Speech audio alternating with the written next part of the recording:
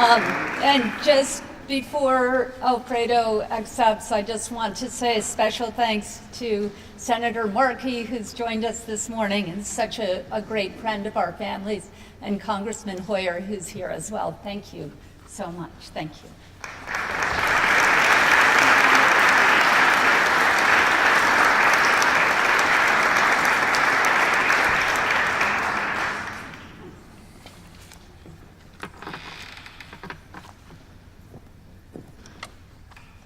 Well, thank you so much for this award, and to Kerry Kennedy, the president of Robert F. Kennedy Human Rights, members of the Kennedy family present here today, the members of the board of directors of Robert F. Kennedy Human Rights, Secretary General Luis Almagro, our distinguished Master of Ceremonies, journalist Maria Hinojosa, Congressman Joseph Kennedy III and Steny Hoyer,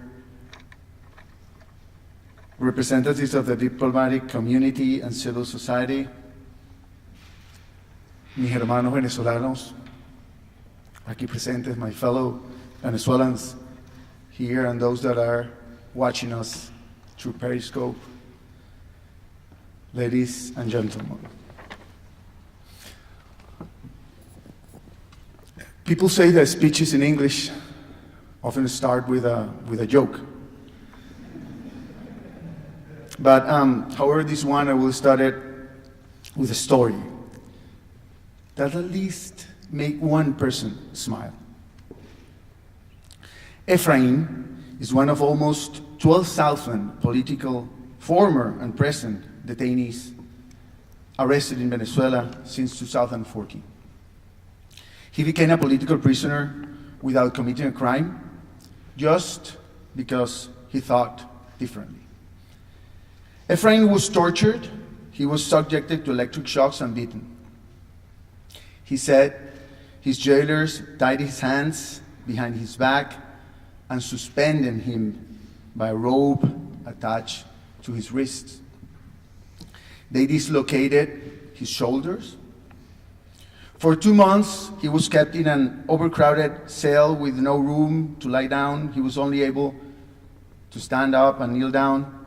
That caused, of course, multiple blood clots in his right leg. He caught hepatitis A and B.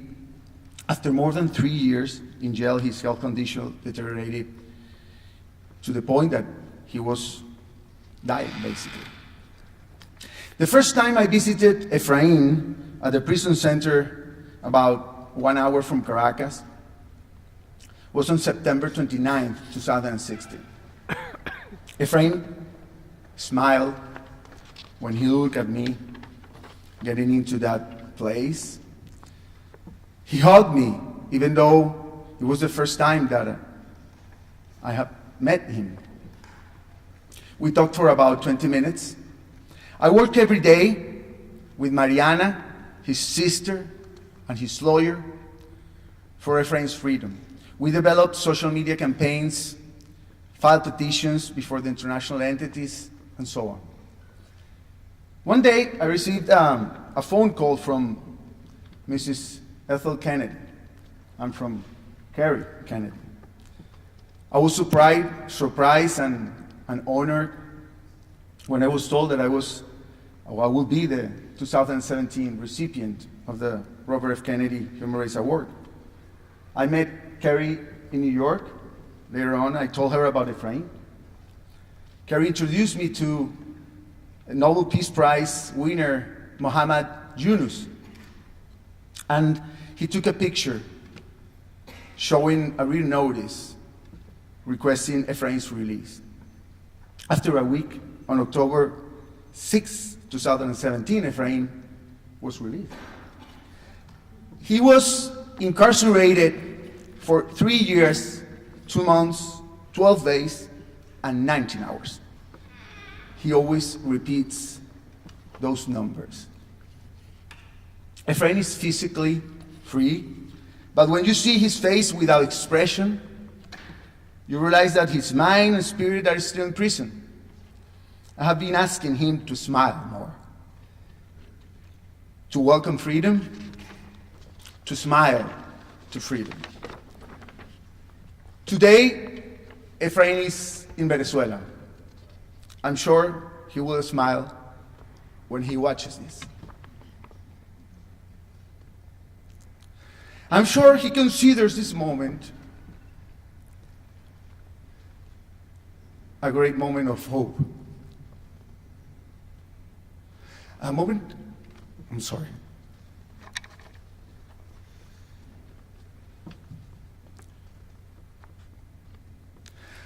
This is a moment of hope for more than 300 political prisoners still in jail in Venezuela. Former political prisoner Lisbeth Áñez might also be listening to us. Here, Sister Munira is here with us. Lisbeth, or Mama Liz, as imprisoned students used to call her, was incarcerated in the same place where she used to visit as a human rights activist, actually a volunteer of Foro Penal. She used to bring medicines, food and water to these young political prisoners. 2 months ago, she was released after 4 months in jail. Jose Luis, Melanie, Vasco, Cesar, Carlos, Airam, and many others may also be watching this event. They all are just a few of the almost 12,000 political detainees that have been incarcerated since 2014 in Venezuela. Because of what I have called the revolving door effect. While some political detainees are released, others are incarcerated. Right now, there are 53 political prisoners. Actually, 342 political prisoners, because they have been reduced. They are held in dark cells, and they are not able to watch or listen to us today. But their mothers and fathers, wives and husbands, sons and daughters are watching this event. For example, Claire, they call it in Spanish, is the mother of Carlos Julio Velasco, an 18-year-old student. He was arrested in a protest this year. He too is very sick and requires an immediate surgical procedure. Claire can only see and hug her son when his jailers allow her. But there are other parents who might also be watching this event right now, but who will never see their sons and daughters anymore. These boys and girls were killed in protests. Ivan is the father of Fabián Urbina, a 17-year-old student who was shot and killed in a protest in Caracas. He's one of over 100 killed this year in political demonstrations.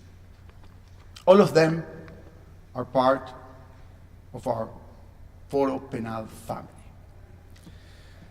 A big family of more than 4,000 people that is still growing every day.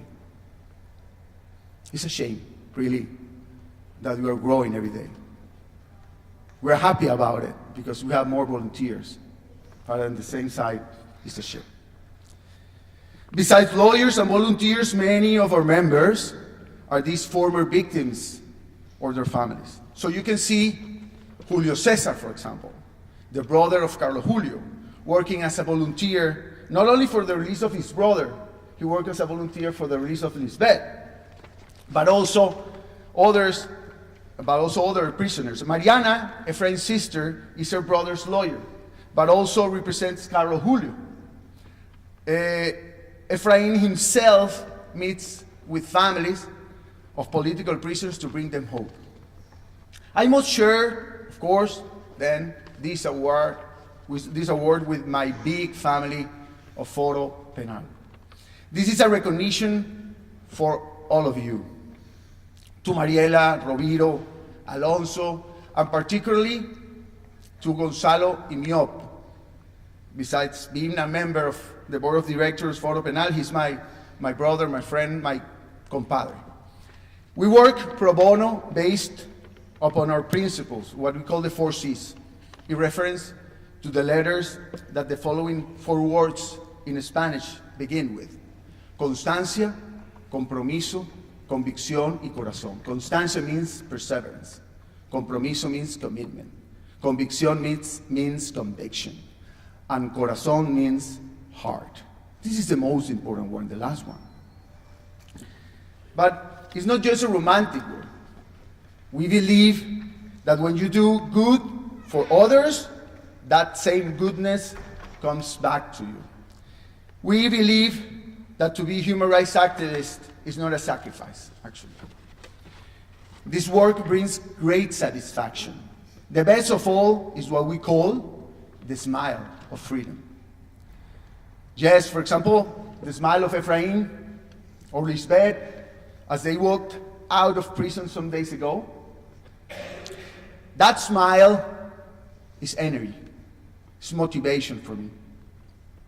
Robert F. Kennedy said that cruelty is contagious, and its disease knows no bounds of race or nation.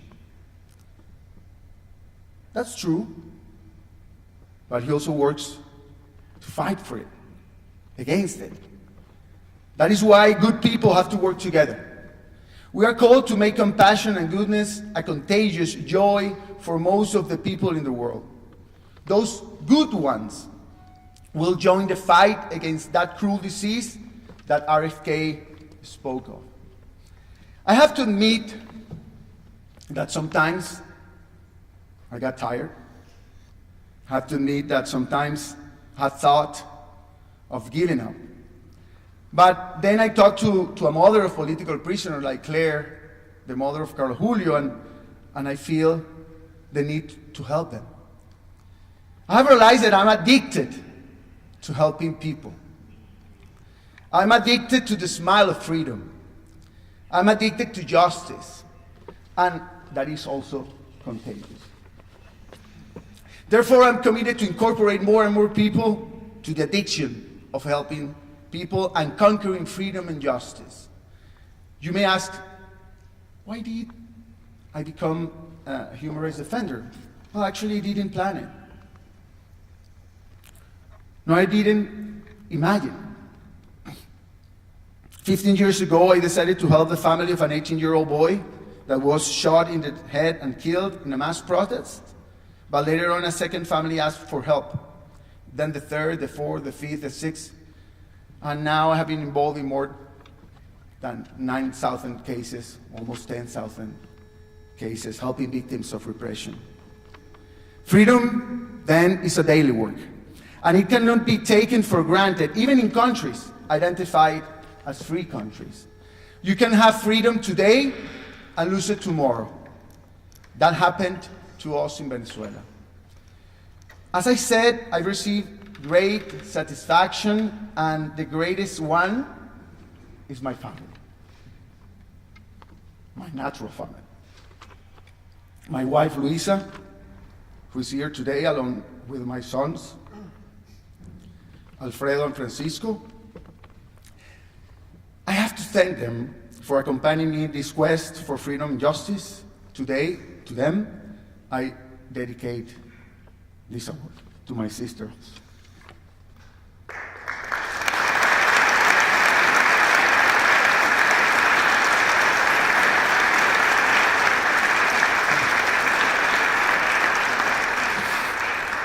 In 2003, I composed a song,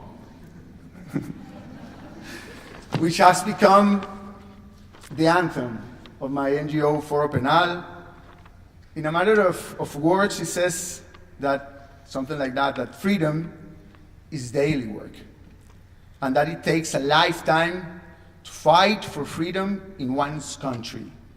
Of course, in my case, Venezuela. And he says something like that. For all Venezuelans, says, cuesta toda la vida una Venezuela nuestra, un pueblo libre hermano, que respire grandeza. Cuesta toda la vida una Venezuela nuestra, el cielo azul de diciembre, con la sonrisa de mi gente. Cuesta toda la vida, cuesta toda la vida, cuesta toda la vida vivir en libertad por una Venezuela nuestra, Venezuela nuestra, Venezuela nuestra, en libertad, en libertad. Thank you so much.